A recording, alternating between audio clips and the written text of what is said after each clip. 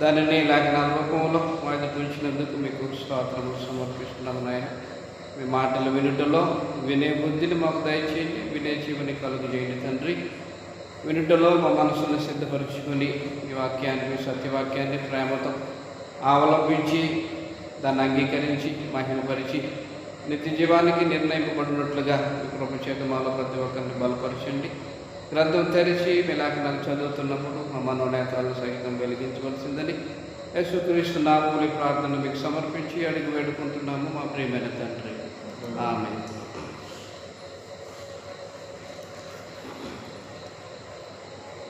ప్రత్యేకమైన సమయంలో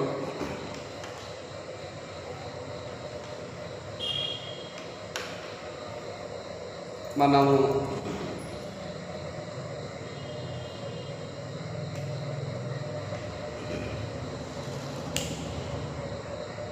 దేవుడు తన ఏలుబడిని కొనసాగించినప్పుడు ఆ ఏలుబడిలో భూమి మీద ఆయన చిత్తము జరిగించబడుటలో, అంటే పరలోకమందు ఏ విధంగా ఆయన దేవదూతల మధ్య తన చిత్తాన్ని జరిగిస్తుంటాడో ఆ రూపంగా భూమి మీద దేవుని చిత్తము జరిగించబడాలని మనం కొన్ని సంగతులు చూసాం. దేవుని చిత్తాన్ని జరిగించడానికి ప్రభు అయిన యేసుక్రీస్తు వారు దేవుని సంకల్పానికి ప్రతిరూపంగా తను తాను అప్పగించుకొని భూమి మీద దేవుని చిత్తాన్ని నెరవేర్చాడని తెలుసుకున్నాం. కనుక దేవుని ఏలుబడిలో మనం జీవిస్తున్నప్పుడు ఏం జరగాలంటే మన దేహాన్ని, మన జీవితాలని ఆ ఏలుబడికి అప్పగించుకునేటువంటి కార్యక్రమం జరగాలి. దేవుని ఏలుబడిలో కొనసాగుతున్నటువంటి మనుషుల్లో భక్తిహీనత ఉండకూడదని, దురాశ ఉండకూడదని, నీతి కలిగి, భక్తి కలిగి, స్వస్థ బుద్ధి కలిగినటువంటి ప్రజలు అందులో ఉంటారని, భక్తిహీనులు, దుర్నీతి పరులు క్రీస్తు ప్రభు శరీరమైన సంఘంలో ఉండరని మనం తెలుసుకుంటూ వచ్చాం. దేవుని ఏలుబడిలో మన జీవితాన్ని కొనసాగిస్తున్నప్పుడు ప్రభు యేసుక్రీస్తు ప్రత్యక్షమవుతాడు కనుక ఆ ప్రత్యక్షత కొరకు మనం కూడా ఎదురు చూస్తూ ఉంటే క్రీస్తు ప్రభువుతో పాటు మనం ప్రత్యక్షమయ్యే అవకాశం ఉంటుందని కూడా మనము చూసాము. కొలస్సీలకు రాసిన పత్రికలో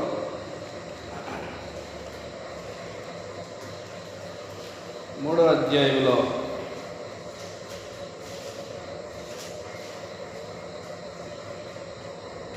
4వ వచనంలో మనకు జీవమై ఉన్న క్రీస్తు ప్రత్యక్షమైనప్పుడు మీరును ఆయనతో కూడా మహిమయందు ప్రత్యక్షపరచబడుదురు అనే విషయం తెలియజేస్తారు. కనుక వాస్తవానికి పరలోకమందున దేవుడు సకల యుగముల్లో రాజయుండి ఆయన ఏలుబడి చేసిన వాడై ఉన్నాడు, ఏలుబడి చేస్తున్నాడు. తిమోతికి రాసిన మొదటి పత్రిక 1వ అధ్యాయము 17వ వచనములో సకల యుగముల్లో రాజయుండి అక్షయుడు, అదృశ్యుడునకు అద్వితీయ దేవునికి ఘనతయు మహిమయు యుగయుగములు కలుగును గాక. ఆమేన్. కనుక దేవుడు సకల యుగముల్లో రాజయ్య ఉన్నాడు. సకల యుగముల్లో రాజయ్యుండి ఆయన ఏలుబడి చేస్తున్నాడు, పరిపాలన చేస్తున్నాడు. కనుక దేవుడు పరిపాలన చేసేటువంటి దేవునికి, ఏలుబడి చేసేటువంటి దేవునికి ఒక ఉద్దేశం ఉంది. ఆ ఉద్దేశం కొరకు పరలోకమందున్న దేవుడు ఏలుబడి చేస్తున్నాడు. ఉద్దేశం ఏంటంటే పరలోకమందున దేవుడు అనాదిలో ఒక సంకల్పాన్ని నిశ్చయించుకున్నాడు. ఆ సంకల్పములో ప్రధానమైనదిగా క్రీస్తు ప్రభు శిలువ మరణాన్ని ఏర్పాటు చేసి పెట్టాడు. పేతురు రాసినటువంటి మొదటి పత్రిక 1వ అధ్యాయము 18వ వచనములో, పితృపారంపర్యమైన మీ వ్యర్థ ప్రవర్తనను విడిచిపెట్టినట్లుగా వెండి బంగారముల వంటి క్షయ వస్తువుల చేత మీరు విమోచింపబడలేదు, కానీ అమూల్యమైన రక్తము చేత, అనగా నిర్దోషములు నిష్కలంకమునకు గొర్రెపిల్ల వంటి క్రీస్తు రక్తము చేత విమోచింపబడితేనని మీరు ఎరుగుదురు కదా. ఆయన జగత్తు పునాది వేయబడక మునిపే నియమింపబడెను. కాబట్టి దేవుడు సమస్త మానవాళి కొరకు అనాదిలో క్రీస్తు ప్రభు బలియాగాన్ని నిర్ణయించాడు, ఏర్పాటు చేసి పెట్టాడు. దీని కొరకు నిత్యత్వములో దేవునితో పాటు ఉన్నటువంటి క్రీస్తు ప్రభువుని పరలోకమందున దేవుడు రక్తమాంసంలో ఆయనను పాలివాడిగా చేసి కాలం సంపూర్ణమైనప్పుడు ఈ లోకానికి పంపించి ఆయన శరీరమందు మానవ పాపమునకు విమోచన కార్యక్రమం జరిగించి మనుషులకి పాపం నుంచి విమోచన దయచేయడానికి ఉద్దేశించాడు. కాబట్టి ఇప్పుడు ఈ కార్యక్రమము కొనసాగేంత వరకు కూడా, అంటే క్రీస్తు ప్రభువుని భూలోకానికి పరలోకమందున్న దేవుడు తీసుకొచ్చిన క్రీస్తు ప్రభువుని కల్వరి శిలువలో బలిగా దానం చేయటంలో, ఈ మానవ పాపమునకు విమోచన కలుగు చేయటంలో ఈ కార్యక్రమాన్ని కొనసాగించడానికి పరలోకమందుల దేవుడు తన ఏలుబడిని చేసుకుంటూ వచ్చాడు. కాబట్టి క్రీస్తు ప్రభువుని పరలోకమందున దేవుడు విమోచన కార్యక్రమం జరిగించడానికి అనాదిలో నిర్ణయించి పెట్టి కాలం సంపూర్ణమైనప్పుడు శరీరధారిగా ఈ లోకానికి తేవడానికి ఉద్దేశించాడు. కాబట్టి ఇది ఎప్పుడు దేవుడు తన పరిపాలన చేస్తూ ఉన్నాడంటే ఈ ఉద్దేశానికి సంబంధించినటువంటి కార్యక్రమం కొరకే. కనుక మానవులు పాపం చేశారు. పాపం చేసిన వెంటనే అప్పుడే క్రీస్తు ప్రభు వచ్చి శ్రమ పొంది శిలువ మరణం పొంది మరలా వచ్చి ఈ రూపంగా కాకుండా, అంటే అనేక పర్యాయాలు మానవ పాపముల కొరకు క్రీస్తు ప్రభు శిలువ మరణం పొందే రూపంగా కాకుండా ఒక్కసారే క్రీస్తు ప్రభువుని పరలోకమందుల దేవుడు భూమి మీద ప్రత్యక్షపరచడానికి ఉద్దేశించాడు. ఏప్రిల్కి రాసిన పత్రిక 9వ అధ్యాయం, ఏప్రిల్కి రాసిన పత్రిక 9వ అధ్యాయంలో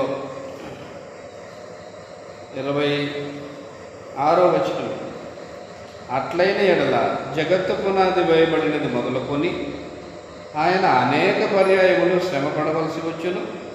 అయితే ఆయన యుగముల సమాప్తి యందు తన్ను తానే బలిగా అర్పించుకున్నట వలన పాప నివారణ చేయుటకై ఒక్కసారే ప్రత్యక్షపరచబడెను. కాబట్టి పరలోకమందున దేవుడు యుగముల సమాప్తి యందు యేసుక్రీస్తుని ఒక్కసారే ప్రత్యక్షపరచడానికి ఉద్దేశించాడు. కాబట్టి దేవుని ఏలుబడి పితరులేఖంలో ఏలుబడి చేసాడు, పాత నిబంధన ధర్మశాస్త్రీకంలో ఏలుబడి చేసాడు, క్రొత్త నిబంధనలో ఏలుబడి చేశాడు. కాబట్టి దేవుని ఏలుబడిలో క్రీస్తు ప్రభుని భూలోకానికి తేవడంలో దేవుడు జరిగించినటువంటి పరిపాలన. కాబట్టి వాస్తవాలను మనం గమనించదలిస్తే, అంటే ప్రభు అయిన యేసుక్రీస్తు వారిని శరీరధారిగా భూలోకానికి తీసుకురావడంలో ఆయన సంకల్పంలో సాధనాలుగా మనుషుల్ని ఉపయోగించుకున్నాడు. కనుక మొదటిగా దేవుడు సృష్టించినటువంటి ఆదాము హవ్వలు పాపం చేశారు. అంటే వాస్తవానికి పాపం చేయకముందు జరిగిన కార్యక్రమం ఏంటంటే ఆదాము దేవుని పక్షంగా ఉన్నాడు. ఆదాము మోసపరచబడలేదు. ఆదాము అపరాధంలో పడలేదు. కానీ హవ్వ మోసపరచబడింది, పాపం చేసింది, అపరాధంలో పడింది. తిమోతికి రాసినటువంటి మొదటి పత్రిక 2వ అధ్యాయము, తిమోతికి రాసిన మొదటి పత్రిక 2వ అధ్యాయము 13వ వచనం, మొదట ఆదామును తర్వాత హవ్వయును నిర్మింపబడినది కారా, మరియు ఆదాము మోసపరచబడలేదు కానీ స్త్రీ మోసపరచబడి అపరాధములో పడెను. కాబట్టి మొదటిగా దేవుని పక్షంగా ఆదాము ఉన్నాడు.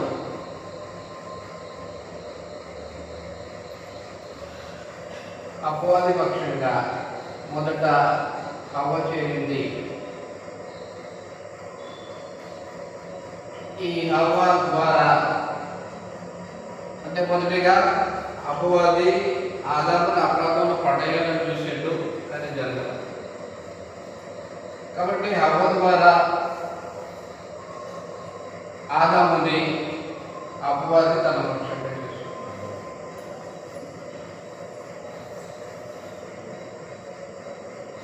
కాబట్టి ఇప్పుడు ఇద్దరు కూడా ఆదాము హవ్వలు ఇద్దరు కూడా అపవాది పక్షంగా చేరిపోయినారు, పాపులైపోయినారు. ఆదికాండము 2వ అధ్యాయము, ఆదికాండం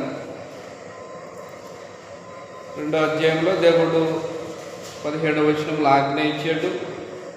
తర్వాత 3వ అధ్యాయంలోకి వస్తే అపవాది చేత హవ్వ మోసపరచబడినటువంటి కార్యక్రమం. ఆమె మోసపరచబడి తర్వాత తన భర్త అయినటువంటి ఆదాముకి ఇచ్చి పాపం చేయించినటువంటి పరిస్థితి. ఆదికాండం 3వ అధ్యాయం 2వ వచనం నుంచి, అందుకు స్త్రీ, ఈ తోట చెట్ల ఫలములను మేము తినవచ్చును, అయితే తోట మధ్యనున్న చెట్టు ఫలములను గురించి దేవుడు మీరు చావకుండానట్లు వాటిని తినకూడదు అనియు వాటిని ముట్టకూడదని చెప్పానని సర్పముతో అనేది. అందుకు సర్పము, మీరు చావనే చావరు, ఏలయనగా మీరు వాటిని తినుమున మీ కన్నులు తెరవబడుననియు మీరు మంచి చెట్టులను ఎరిగిన వారై దేవతల వలె ఉందరనియు దేవునికి తెలియని స్త్రీతో చెప్పగా, స్త్రీ ఆ వృక్షము ఆహారమునకు మంచిది, కన్నులకు అందమైనది, వివేకమిచ్చు రమ్యమునదే ఉండుట చూచినప్పుడు ఆమె దాని ఫలముల్లో కొన్ని తీసుకుని తిని తనతో పాటు తన భర్తకు ఇచ్చెను, అతడు కూడా తినెను.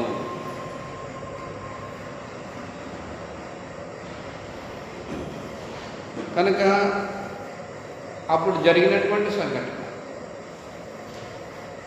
కాబట్టి వాస్తవానికి అపవాది స్త్రీలని జయించటంలో ఆరితేరిన పడ్డాడు.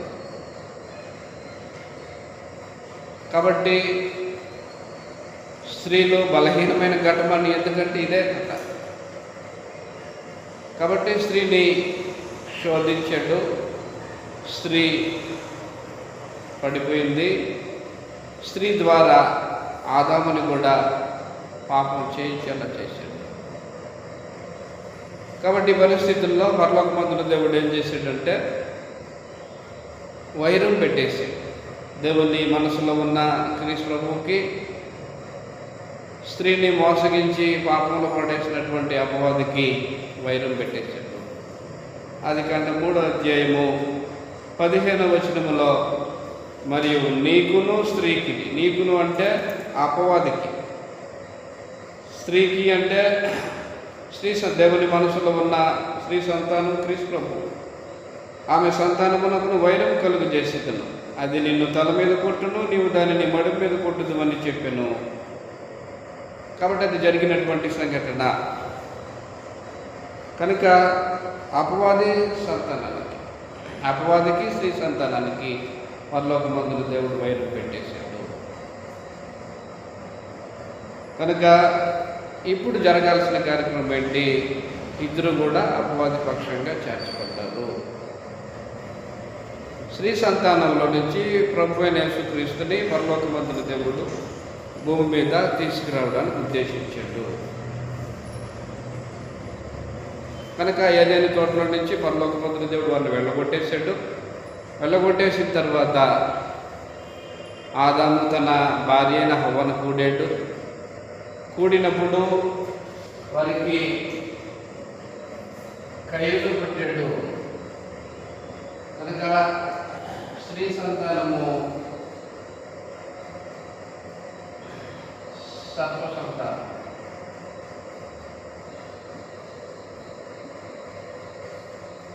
ఈ స్త్రీ సంతానంలో నుంచి పరలోకమందున దేవుడు క్రీస్తుని తీసుకురావాల. అపవాదికి వైరం. కాబట్టి క్రీస్తు చేత అపవాదిని ఓడించాలా అనేది దేవుని ఏలుబడిలో ఉండేటువంటి ప్రధానమైన కార్యక్రమం జరగాలి. కాబట్టి ఆదాము హవ్వను కూడినప్పుడు కయ్యను పుట్టిండు. కయ్యను నడకల్ని అపవాది గమనించుకుంటూ వచ్చేసి కయ్యను ఆలోచన విధానం ఎలా ఉంది, అతని నడవడిక ఎలా ఉంది, అతని ప్రవర్తన ఎలా ఉంది అని గమనించుకుంటూ వస్తే అపవాదికి సూట్ అయ్యే రూపంలో ఉన్నాయి. కాబట్టి కయ్యను కూడా అపవాది పక్షంగా లేదు. కాబట్టి తండ్రి అపవాది పార్టీ, కుమారుడు కూడా అపవాది పార్టీ. ఇక్కడ దేవుని పక్షంగా ఎవరు లేనప్పుడు దేవుడు తన ఏలుబడిలో క్రీస్తు ప్రభువుని స్త్రీ సంతానంలో నుంచి తీసుకొచ్చేదానికి ఎలా వీలవుతుంది? రోజులు గడిచిపోయిన తర్వాత మరలా ఆదాము హవ్వలకి హేబేలు పుట్టిండు. ఈ హేబేలు నడకలను కూడా అపవాది కనిపెట్టుకుంటూ వస్తే అపవాది దేవుని సంబంధిగా బ్రతికాడు. హేబేలు దేవుని సంబంధిగా బ్రతికాడు. హేబేలు విశ్వాసంగా బ్రతికాడు. కాబట్టి అపవాది హేబేలుని లేకుండా చేయాలని ప్లాన్ చేశాడు. కాబట్టి హేబేలు యొక్క జీవితము విశ్వాస సంబంధంగా దేవుని పక్షంగా బ్రతికే రూపంగా ఉంది. అతని కార్యాలు కానీ దేవుని సంతోషింపజేసేటువంటి రూపంగా ఉంది. ఏప్రిల్ రాసిన పత్రిక 11వ అధ్యాయం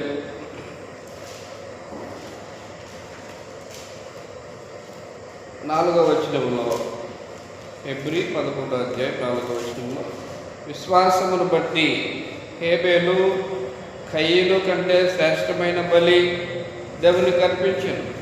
దేవుడు అతని అర్పణల గురించి సాక్ష్యం ఇచ్చినప్పుడు అతడు ఆ విశ్వాసమును బట్టి నీతిమంతుడని సాక్ష్యము పొందెను.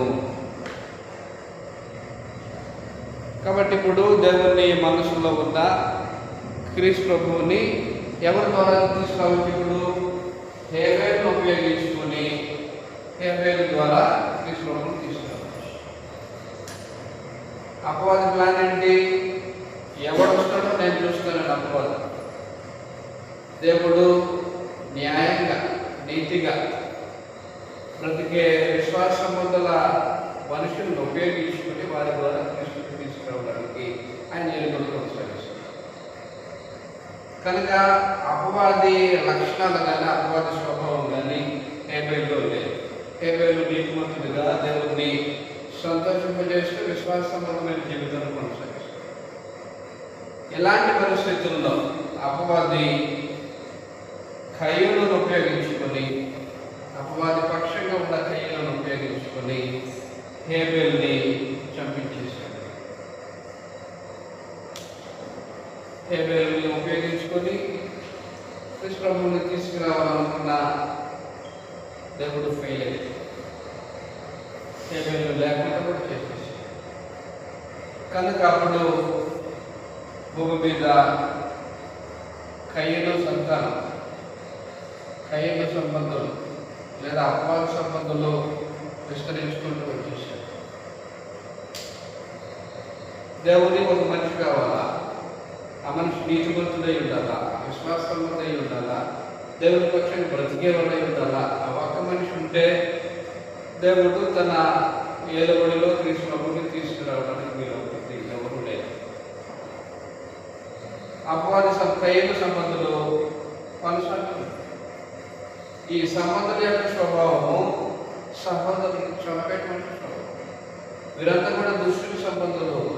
కయ్యూను ఎందుకు తన సహోదరుని చెప్పాడంటే, యోహాను రాసిన మొదటి పత్రిక 3వ అధ్యాయము 12వ వచనంలో, మనము కయ్యూను వంటి వారమై ఉండరాదు. వాడు దుష్టుని సంబంధి అయి తన సహోదరుని చంపెను. వాడు అతనిని ఎందుకు చంపెను? తన క్రియలు చెడ్డవియు తన సహోదరుని క్రియలు నీతి గలవియునై ఉంటని గనుకనే కదా. కాబట్టి కయ్యూను అపవాద సంబంధి.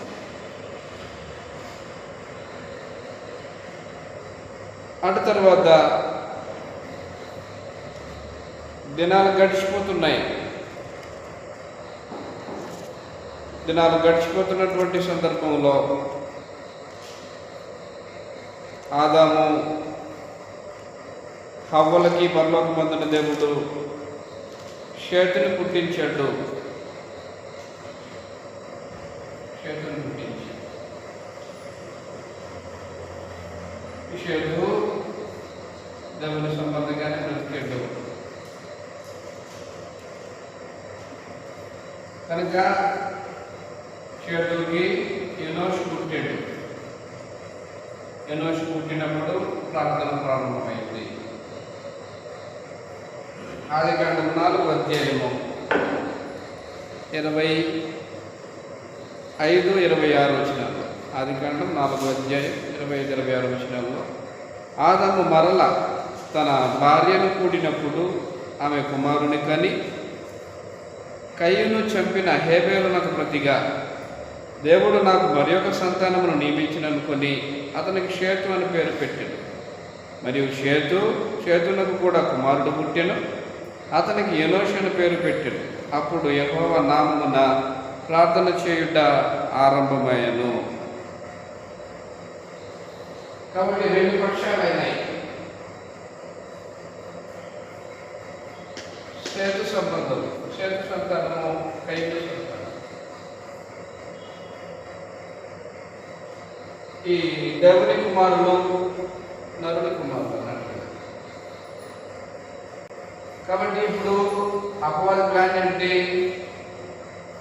ఇక్కడ హేబేలుని చంపించేసాడు కదా, ఆరోపంగా కాకుండా మిశ్రిత వివాహాలు, అంటే దేవుని కుమారులు నరుని కుమార్తెలతో మిశ్రిత వివాహాలు చేసుకొని, మిక్స్డ్ మ్యారేజ్ చేసుకునేసి వారిని అందరినీ ఒక దాటికి తీసుకురావాలి. అంటే విశ్వాసులని అవిశ్వాసులు పెళ్లి చేసుకోకూడదు. విశ్వాస సంబంధులు అవిశ్వాస సంబంధులు జతకూడకూడదు. కాబట్టి అపవాది ప్లాన్ చేసింది ఏంటంటే మిక్స్డ్ మ్యారేజెస్ తీసుకొచ్చేసి. మిక్స్డ్ మ్యారేజెస్ అంటే మిశ్రిత వివాహం, అంటే విశ్వాసులు అవిశ్వాసులు కలిసి వివాహం చేసుకున్నారు. అప్పుడు చేసుకున్నప్పుడు ఏమైపోయింది? దేవుని కుమారులైనటువంటి వారు కుమారత్వాన్ని పోగొట్టుకొని అవిశ్వాసులు అయిపోయినారు.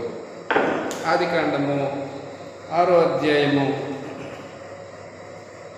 ఆదికాండం 6వ అధ్యాయం మొదటి వచనం నుంచి చూస్తే, నరులు భూమి మీద విస్తరింపనారంభించిన తర్వాత కుమార్తెలు వారికి పుట్టినప్పుడు దేవుని కుమారులు నరుల కుమార్తెలు చక్కని వారిని చూచి వారందరిలో తమకు మనసు వచ్చిన స్త్రీలను వివాహం చేసుకున్నది. కాబట్టి విశ్వాసి అవిశ్వాసతో జోడా వేసుకోకూడదు. కాబట్టి ధర్మశాస్త్రంలో పరలోకమందున దేవుడు ఇశ్రాయేలు ప్రజలకి ముందుగానే తెలియజేశారు. అంటే ఇశ్రాయేలు ప్రజలైనటువంటి వారు లోకములో ఉండే ఇశ్రాయేలు కాని వారిని వివాహం చేసుకోకూడదు అనేది ధర్మశాస్త్రంలో ఆయన తెలియజేశారు. ద్వితీయోపదేశకాండము 7వ అధ్యాయం, ద్వితీయోపదేశకాండము 7వ అధ్యాయం 3-4 వచనాల్లో, నీవు వారితో వియ్యమందకూడదు, వాని కుమారునికి నీ కుమార్తెను ఇయ్యకూడదు, నీ కుమారునికి వాని కుమార్తెను పుచ్చుకొనకూడదు, నన్ను అనుసరింపకుండా ఇతర దేవతలను పూజించినట్లు నీ కుమారుని వారు మళ్ళించుదు, అందును బట్టి యెహోవా కోపాగ్ని నీ మీద రగులుకొని ఆయన నిన్ను త్వరగా నశింపచేయును. కనుక విశ్వాస సంబంధులు అవిశ్వాస సంబంధులు లోకములో విస్తరించారు. విస్తరించినప్పుడు ఈ మిశ్రిత వివాహాలు జరిగాయి. అంటే దేవుని కుమారులే అవిశ్వాసంతో వివాహం చేసుకునేటువంటి కార్యక్రమం చేశారు. కాబట్టి ఏమైంది, అవిశ్వాసి స్త్రీ అయిన కారణాన విశ్వాసి అయినటువంటి భర్తని ఏం చేసింది, తన వైపు త్రిప్పేసింది. విగ్రహారాధికురాలైతే విగ్రహారాధన వైపు త్రిప్పేసింది.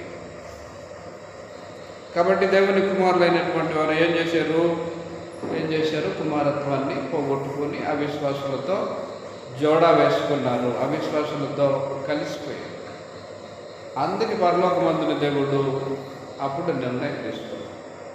ఆదికాండం 6వ అధ్యాయము, జరిగిన సంఘటనలో నరులు భూమి మీద విస్తరింపనారంభించిన తర్వాత కుమార్తెలు వారికి పుట్టినప్పుడు దేవుని కుమారులు నరుల కుమార్తెల చక్కని వారిని చూచి వారందరిలో తమకు మనసు వచ్చిన స్త్రీలను వివాహం చేసుకుని, అప్పుడు యెహోవా నా ఆత్మ నరులతో ఎల్లప్పుడూ వాదించదు, వారు తమ అక్రమ విషయములో నరమాత్రులై ఉన్నారు, అయినను వారి దినములు 120 ఏండ్లగును. కాబట్టి జరిగిన సంఘటన ఇది. పరలోకమందున దేవుడు కయ్యూను పుడితే కయ్యూని సంతతిలో నుంచి తీసుకురావాలనుకున్నాడు. కానీ కయ్యూను అపవాది సంబంధం అయిపోయాడు, వాడు దుష్టుని సంబంధం అయినాడు. తర్వాత హేబేలు పుడితే హేబేలు ద్వారా తన కార్యాన్ని క్రీస్తును తీసుకురావాలని ఆలోచన చేస్తే దుష్టుని సంబంధి హేబేలుని చంపేశాడు. అది విఫలమైపోయింది. నెక్స్ట్ షేతు పుడితే షేతుకి ఎనోషు పుడితే వీరు దేవుని సంబంధాలుగా జీవితాలని కొనసాగించుకుంటూ వస్తే ఆ షేతు సంతతిలో నుంచి క్రీస్తు ప్రభువుని భూలోకానికి తీసుకురావాలని ఉద్దేశిస్తే వీరు అవిశ్వాసులతో వివాహం చేసుకొని వారి యొక్క కుమారత్వాన్ని పోగొట్టుకున్నారు. కాబట్టి ఇప్పుడు లోకమంతా కూడా, అప్పటి కాలము లోకమంతా కూడా ఎవరి పక్షంగా చేరిపోయింది, అపవాది పక్షంగా చేరిపోయింది. ఇప్పుడు క్రీస్తు ప్రభువుని తీసుకురావడానికి పరలోకమందున దేవునికి ఒక మనిషి కావాలి, ఒక మనిషి అవసరం. ఒక్క మనిషి ఉంటే పరలోకమందున దేవుడు ఆ మనిషి ద్వారా తన సంకల్పాన్ని కొనసాగిస్తాడు, తన కార్యక్రమాలని జరిగించుకుంటాడు. ఇప్పుడు ఆ మనిషి లేడు. ఆ మనిషి కోసం చూస్తే ఆ తరము వారిలో దేవునికి ఉపయోగపడ్డాడు ఒక మనిషికి, నోవహు. ఆదికాండము 7వ అధ్యాయము 1వ వచనంలో యెహోవా ఈ తరము వారిలో నీవే నా ఎదుట నీతిమంతుడివై ఉండుట చూచితిని అనేసాను. ఆ తరం వారిలో దేవుడికి అవసరమైనటువంటి ఒకే మనిషి కనపడ్డాడట. కనుక నోవాహు ఒక్కడే కనబడ్డాడు. నా సంకల్పములో సాధనంగా నోవాహును ఉపయోగించుకొని నేను కార్యక్రమాన్ని కొనసాగిస్తానన్నట్లుగా దేవుడు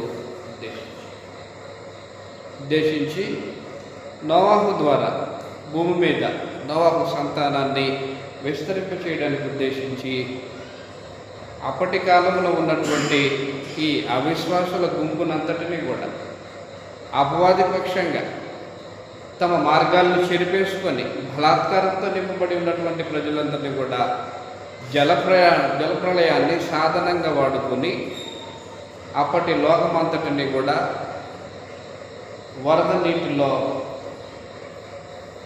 ముంచి చంపేశాడు, నాశనం చేసేసాడు. ఆదికాండము 6వ అధ్యాయము 7వ వచనం నుంచి, అప్పుడు యెహోవా నేను సృజించిన నరులతో కూడా జంతువులను, పురుగులను, ఆకాశ పక్ష్యాదులను భూమి మీద ఉండకుండా తుడిచివేయుదును. ఏలయనగా నేను వారిని సృష్టించినందుకు సంతాపము నొంది ఉన్నానని నేను. అయితే నోవాహు యెహోవా దృష్టి యందు కృప నొందిన వాడాయను. కనుక క్షేత్రమైపోయింది. తర్వాత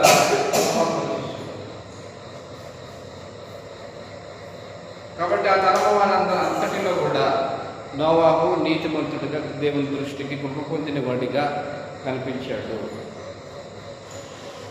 కాబట్టి దేవుడు తన సంకల్పాన్ని కావచ్చు, తన కార్యక్రమాలను కావచ్చు కొనసాగించుకోవడానికి ఒక్క మనిషి ఉంటే చాలు. దేవుడికి జనాభా అవసరం లేదు. ఈ ఒక్క మనిషి ద్వారానే ఆయన సంకల్పాన్ని జరిగించుకుంటారు. కాబట్టి నోవాహుతో నిబంధన చేసుకున్నారు. నిబంధన చేసుకొని నీవు వాడను చేసుకో. ఎవరి కొరకు? నీ కొరకు, నీ ఇంటి వారి కొరకు.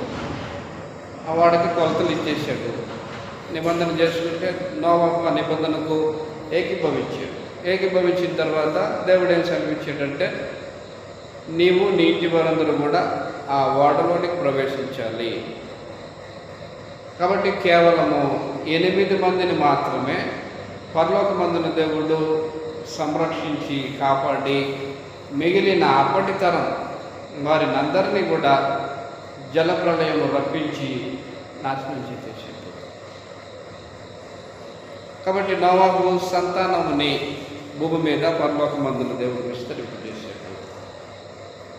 దేవుని సంకల్పంలో క్రీస్తు ప్రభు భూలోకానికి రావడంలో ఒక సాధనంగా నోవాహు తన కుటుంబం నిలిచింది.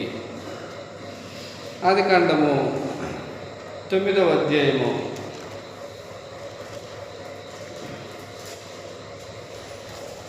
18-19 వచనాలు. ఓడలో నుండి వచ్చిన నోవాహు కుమారులు షేము, హాము, యాఫెతు అనువారు. హాము కనానుకు తండ్రి. ఈ ముగ్గురు నోవాహు కుమారులు. వీరి సంతానము భూమి అందంతటా వ్యాపించెను అనేసారు. కాబట్టి నోవాహు సంతానాన్ని పరలోకమందున దేవుడు భూమి మీద విస్తరింపచేసి, అంటే మరలా క్రొత్తగా జనం విస్తరించేటటువంటి కార్యక్రమం. అంటే అప్పటికి పాపరహితమైనటువంటి వాతావరణం భూమి మీద. పాపులందరినీ కూడా పరలోకమందున దేవుడు జలప్రళయం రప్పించి నాశనం చేసేసాడు. కేవలం ఇప్పుడు నోవాహు తన కుటుంబం వారు మాత్రమే.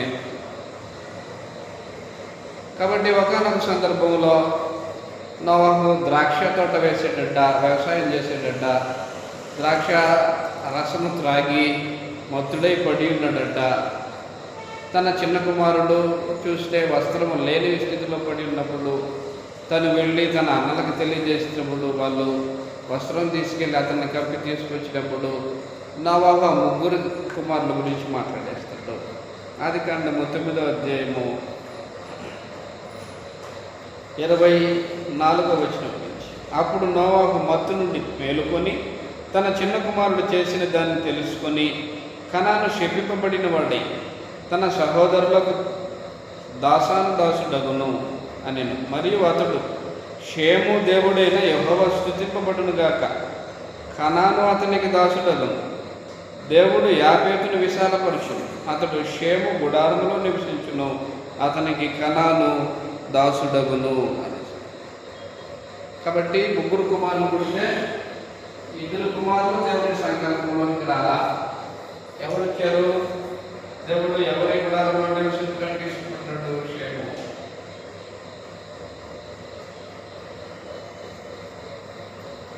కాబట్టి షేతు, ఎనోషు, నోవహు తర్వాత షేములో నుంచి రావడానికి తీసుకురావడానికి. కాబట్టి ఈ రూపంగా తరాలు గడుస్తూ వస్తున్నటువంటి క్రమంలో ఆదికాండం 11వ అధ్యాయము 10వ వచనం నుంచి చూస్తే షేము వంశావళిది అని చెప్పుకుంటూ వచ్చిన తర్వాత 24వ వచనం నుంచి నాహోరు 29 ఏళ్ల బ్రతికి తెరాహును కనెను.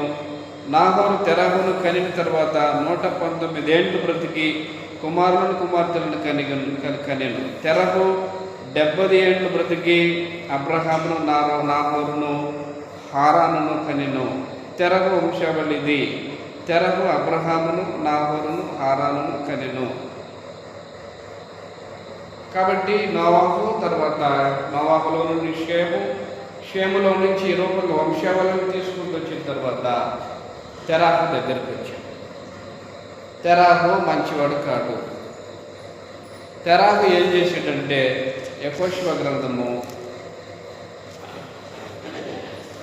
గ్రంథములో తెరాహు తన కుటుంబంతో ఏం చేశాడో యెహోషువ తెలియజేశాడు. 24వ అధ్యాయం 2వ వచనం నుంచి యెహోషువ జనులందరితో ఇట్లనండి, ఏమని?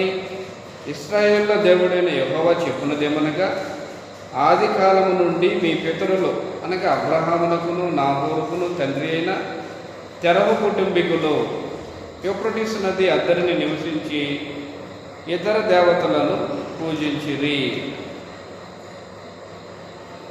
కాబట్టి తెరాహు దేవతలు విగ్రహాలను పూజించినటువంటి. కాబట్టి ఇప్పుడు వీరి మధ్య ఎవరున్నారు? అబ్రహాము, శారాలు ఉన్నారు. ఈ అబ్రహాము, శారాలని పరలోకమందున దేవుడు ఎరిగాడు. అబ్రహాము యొక్క అంతరంగ పరిస్థితిని ఎరిగాడు. అబ్రహాము, శారాలని తన సంకల్పంలో సాధనాలుగా వినియోగించడానికి వారి భవిష్యత్తుని ఎరిగిన వాడై ఉద్దేశించి వారిని అక్కడి నుంచి బయటికి తీసుకొచ్చి ఆ సంకల్పంలో వారిని కొనసాగించడానికి పరలోకమందున దేవుడు ఉద్దేశించాడు. కాబట్టి అబ్రహాం, శారాలు ఆదర్శవంతమైనటువంటి దంపతులు. భవిష్యత్తును ఎరిగిన దేవుడు ఏం చేశాడంటే అబ్రహాం సంతతిలో నుంచి మెస్సీని తీసుకురావడానికి ఉద్దేశించాడు. అబ్రహాము ఏ రూపంగా జీవిస్తాడు? వెనక్కి వెళ్ళిపోతాడా? నిలబడలేకపోతాడా? విశ్వాస సంబంధిగా కొనసాగలేకపోతాడా? తనకున్న ఇబ్బందుల విషయంలో జడిసిపోతాడా అని భవిష్యత్తును ఎరిగినటువంటి దేవుడు ఏం చేశాడంటే అబ్రహాము సంతానములో నుంచి తన మెస్సయ్యని భూలోకానికి తీసుకురావడానికి వారి సంకల్పంలో సాధనంగా నిలబెట్టేశాడు. కనుక అబ్రహాము, శారాలు దేవుని సంకల్పంలో సాధనాలుగా క్రీస్తు ప్రభు భూలోకానికి రావడంలో దేవునికి ఉపయోగపడ్డారు. కాబట్టి ఇప్పుడు అబ్రహాము, శారాలో నివసించేటువంటి వారి తండ్రి ఇంటి వాతావరణం ఎలా ఉందంటే విగ్రహారాధన కుటుంబం. విగ్రహారాధన చేసే కుటుంబంలో నుంచి పరలోకమందున దేవుడు తన సంకల్పాన్ని కొనసాగిస్తాడా? కొనసాగించు. విగ్రహారాధన కుటుంబంలో నుంచి మెస్సీయను తీసుకుని వస్తాడా? తీసుకొచ్చే వీలు. అందుకేం చేశాడంటే పిలిచాడు. అబ్రహామా అని పిలిచాడు. నీవు లేచి నీ దేశాన్ని విడిచిపెట్టు, నీ తండ్రిని విడిచిపెట్టు, నీ బంధుజనాన్ని విడిచిపెట్టు, నేను చూపించు ప్రదేశానికి వెళ్ళారు. ఈ 3 షరతులు పెట్టారు. ఈ 3 షరతులకి వాస్తవానికి అబ్రహాముకి యెహోవా అంటే ఎవరో తెలియదు. మరి ఆ దినాల్లో దేవుని సందేశము అబ్రహాముకి ఎలా వెళ్ళిందో కూడా మనకు తెలియదు. కనుక అబ్రహాము సందేశం విన్నాడు. విన్నప్పుడు వెళ్ళడానికి పూనుకున్నాడు. పిలుపుకు లోబడ్డాడు. బయలుదేరి వెళ్ళిపోయాడు. తండ్రి ఇంటిని గురించి ఆలోచన చేయాల, తన బంధుజనాల గురించి ఆలోచన చేయాల, తానున్న దేశాన్ని గురించి ఆలోచన చేయాలి. దేవుడు పిలిచాడు, నేను విన్నాను, లోబడుతున్నాను, విధేయుడని వెళ్ళిపోతున్నాను. ఎక్కడికి పోవాలా అని ప్రశ్నించిన వాడు కాదు. ఎక్కడికి వెళ్ళాలో ఎరుగకనే అబ్రహాము బయలుదేరిపోయాడు అని. కాబట్టి పరలోకమందున దేవునికి శరీర సంబంధాల అవసరం ఉండదు. శరీర సంబంధంగా ఆలోచన చేసే మనుషుల అవసరం ఉండదు. ఆత్మ సంబంధంగా ఆలోచన చేసే మనుషుల అవసరం ఉంటుంది. విశ్వాస సంబంధంగా బ్రతికేటువంటి మనుషుల అవసరం ఉంటుంది. దేవుని కొరకు ఆదర్శమైనటువంటి భక్తి విశ్వాసాలతో జీవించేటువంటి మనుషులు అవసరమై ఉంటుంది దేవునికి. అటు ఇటు విశ్వాసంలో నిలబడలేకుండా కొట్టబడుతూ ఉండేవారు దేవునికి అవసరం ఉండదు. కాబట్టి అబ్రహాము బయలుదేరితే భార్య కూడా బయలుదేరింది. ఎక్కడికి వెళ్ళాలా తెలియదు. బయలుదేరాడు. విశ్వాస సంబంధి అబ్రహాం. హెబ్రీయులకు రాసిన పత్రిక 11వ అధ్యాయంలో దేవుని పిలుపును గౌరవించి, దేవుని పిలుపుకు లోబడి విధేయుడై, దేవుడు పిలిచాడు, నేను వెళుతున్నాను అన్నట్టుగా ఎక్కడికి వెళ్ళాలో తెలియకనే ఆయన బయలుదేరిపోయాడట. హెబ్రీయులకు రాసిన పత్రిక 11వ అధ్యాయము 8వ వచనము. అబ్రహాము పిలువబడినప్పుడు విశ్వాసమును బట్టి ఆ పిలుపునకు లోబడి తాను స్వాస్థ్యముగా పొందనయున్న ప్రదేశమునకు బయలువెళ్ళను, మరియు ఎక్కడికి వెళ్ళవలెనో అది ఎరుగక బయలువెళ్ళెను. కాబట్టి ఈ రోజుల్లో పిలిచామనుకో, ఎక్కడికని చెప్పందే బయలుదేరు, చిన్న బిడ్డతో సహా ఎక్కడికని చెప్తే కానీ బయలుదేరు. కానీ అబ్రహాం యొక్క వ్యక్తిత్వం అలాంటిది కాదు. అబ్రహాము దేవుని పిలుపు విషయంలో దేవుని ప్రశ్నించినటువంటి వాడు కాదు. నేను వస్తే నాకు కలిగే లాభం ఏంటి, నేను వస్తే నాకు కలిగే ప్రయోజనం ఏంటి, నేను వస్తే నువ్వు నాకు సంతానం ఇస్తావా, నేను వస్తే నన్ను గొప్ప జనంగా చేస్తావా, నాకు మంచి స్వాస్థ్యం ఇస్తావా అని కండిషన్ పెట్టేవాడు కాదు.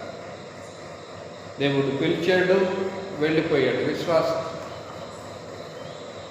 కనుక దేవుడిని పిలిచిన పిలుపుకు సంపూర్ణంగా లోబడి ఆదర్శవంతమైనటువంటి దంపతులుగా దేవుని సంకల్పంలో స్థిరంగా నిలిచిపోయేటువంటి దంపతులుగా అబ్రహాము శారాలు బయలుదేరారు.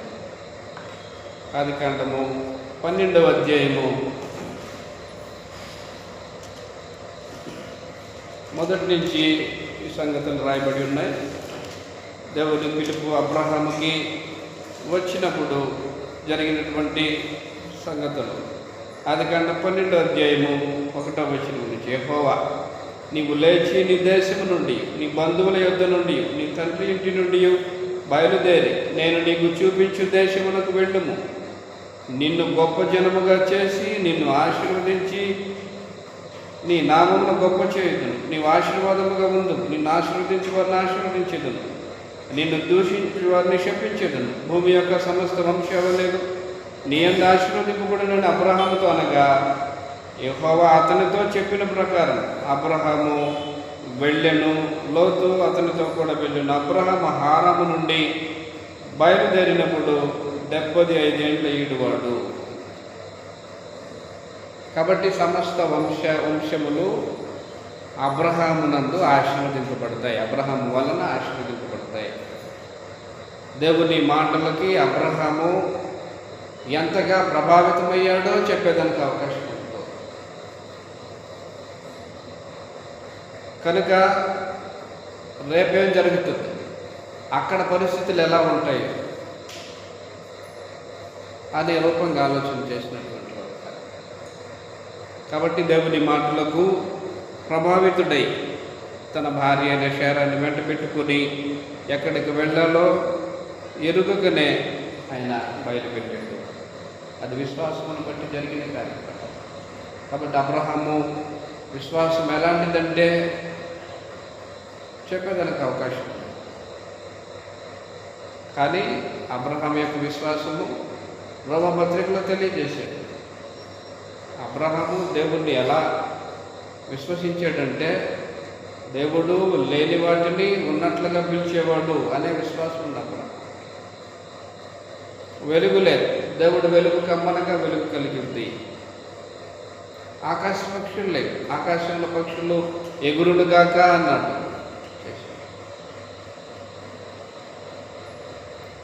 సముద్రంలో చేపలు పుట్టుడుగాక అన్నాడు. లేని వాటిని ఉన్నట్లుగా చేసే దేవుడు ఆయన. మృతులని సజీవులుగా చేసేటువంటి దేవుడు. అలాంటి విశ్వాసంతో అబ్రహాము దేవుణ్ణి వెంబడించినటువంటి వాడు, దేవుని పిలుపుకు లోబడి వెళ్ళినటువంటి వాడు. కాబట్టి అబ్రహాము సంతతిలో నుంచి పరలోకమందున దేవుడు మెస్సీయని తీసుకురావడానికి ఉద్దేశించాడు. గలతీయులకు రాసిన పత్రిక 3వ అధ్యాయము, గలతీయులకు రాసిన పత్రిక 3వ అధ్యాయము 16వ వచనం. అబ్రహామునకును అతని సంతానమునకు వాగ్దానములు చేయబడెను. ఆయన అనేకులను గూర్చి అన్నట్టు సంతానములకు అని చెప్పక ఒకని గూర్చి అన్నట్టే నీ సంతానమునకును అనెను, ఆ సంతానము క్రీస్తు. కాబట్టి అబ్రహాం సంతతిలో నుంచి పరలోకమందున దేవుడు క్రీస్తు ప్రభువుని తీసుకొచ్చాడు. కనుక దేవుని చిత్తమైతే మిగిలిన సంగతులను మనం మరొక సమయంలో తెలుసుకునేదానికి సిద్ధపడదాం. చివరిగా ప్రార్థన చేసుకొని ఈ కార్యక్రమాన్ని ముగించాం. మహాగణుడవు, మహోన్నతుడవు, పరిశుద్ధుడవు, నిత్య నివాసమే ఉన్న తండ్రి, నీకు కృతజ్ఞతాస్తుతులను సమర్పిస్తున్నాము నాయన. పరిశుద్ధుడా, సత్యస్వరూపి, మా ప్రభువైన యేసుక్రీస్తు యొక్క దేవుడివైన మహిమాశ్వరూప్యకు తండ్రి, నీకు స్తోత్రములు సమర్పిస్తున్నాం. దయగలిగిన తండ్రి, ప్రేమాపూర్ణుడా, నీకు స్తోత్రము. క్రీస్తు యేసునందు మేమందరం కలిగి ఉన్నటువంటి విశ్వాసం వలన ఈ రాత్రికాల సమయంలోని సమ్ముఖానికి మమ్మల్ని చేర్చి మీ ఏలుబడిలో క్రీస్తు ప్రభువుని భూలోకానికి తీసుకురావడానికి మీరు జరిగించినటువంటి కార్యక్రమాలని కొన్ని సంగతులు తెలుసుకోవడానికి మాకు ఆసక్తిని దయచేసి నీ సమ్ముఖంలో చేర్చినందుకు మమ్మల్ని అందరిని బట్టి నీకు కృతజ్ఞతాస్తుతులు సమర్పిస్తున్నాం నాయన. నీవు సకల యుగములో రాజువై ఉండి ఏలుబడి చేస్తున్నావు తండ్రి, పరిపాలన జరిగిస్తున్నావు నాయన. నీ ఏలుబడిని కొనసాగించడంలో అనాదిలో నీ కుమారుడైన క్రీస్తు ప్రభువుని శిలువ మరణం పొందడానికి ఏర్పాటు చేసి కాలము సంపూర్ణమైనప్పుడు శరీరధారిగా ఈ లోకానికి తీసుకురావడానికి ఉద్దేశించారు. అందుని బట్టి నీకు స్తోత్రములు సమర్పిస్తున్నాం. క్రీస్తు ప్రభువుని భూలోకానికి తీసుకురావడంలో మీ సంకల్పాన్ని భూమి మీద కొనసాగించడానికి స్త్రీ సంతతిలో స్త్రీ సంతానంగా క్రీస్తు ప్రభువుని లోకానికి తీసుకొచ్చి క్రీస్తు ప్రభువు ద్వారా అపవాదిని ఓడించడానికి, నశింపు చేయడానికి మీరు భూమి మీద కార్యక్రమాలు కొనసాగించిన వారై ఉన్నారు. అందుని బట్టి నిన్ను స్తుతిస్తున్నాము తండ్రి. ఆయన నీవు భూమి మీద ప్రభు చూపుచు నీతి న్యాయములను జరిగిస్తూ క్రీస్తు ప్రభువుని భూలోకానికి తీసుకురావడంలో మీ సంకల్పంలో సాధనాలుగా అనేక మంది భక్తుల్ని ఉపయోగించుకొని వారితో నిబంధన చేసుకుని ఆ నిబంధనలో వారిని నడిపించి వారిలో విశ్వాసాన్ని పుట్టించి విశ్వాసమందు వారిని బలపరిచి మీ మాటల చేత వారిని ప్రభావితం చేసి క్రీస్తు ప్రభువుని అబ్రహాం సంతానంలో నుంచి మెస్సియా ఈ లోకానికి తీసుకురావడానికి ఉద్దేశించే వారిని బట్టి నేను స్తుతిస్తున్నాము నాయన.